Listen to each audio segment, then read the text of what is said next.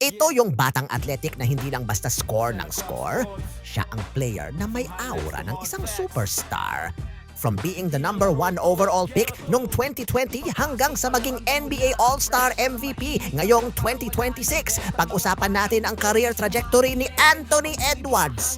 Bakit siya ang susunod na face of the league?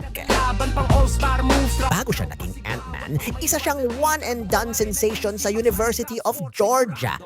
Sa loob lang ng isang season, nag-average siya ng 19 points. Siya ang SEC Rookie of the Year at agad na nagpakita ng kumpiyansa na pang-NBA na.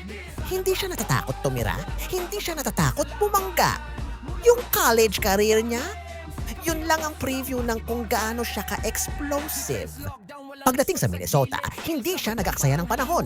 Rookie of the first team agad! Pero tingnan nyo ang stats niya. From 20 points, umakyat na siya sa 27 plus points per game level. 4-time All-Star at ang pinaka-recent, 2026 All-Star Game MVP!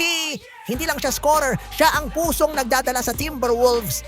Nakita natin siya sa Paris 2024, dala-dala ang gold medal para sa Team USA.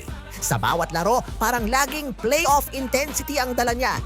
Ngayon, marami ang nagtatanong, ano na ang balita kay Ant? Well, sa recent playoff run natin nitong 2026, nakita natin ang tapang niya.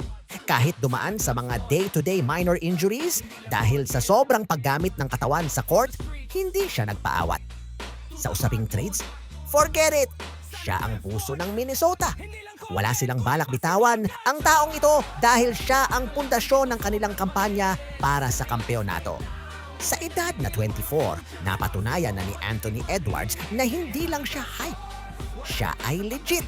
Sa lakas ng loob, sa galing sa depensa at sa karisma sa labas ng court, wala nang duda.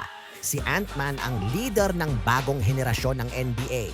Ikaw, sa tingin mo ba sino ang pwedeng itambal or ipares kay Ant-Man para sa championship run ng Minnesota? Si Giannis, si LBJ, or isa sa mga rookie prospect ngayon? Lapag mo lang dyan sa baba, bossing.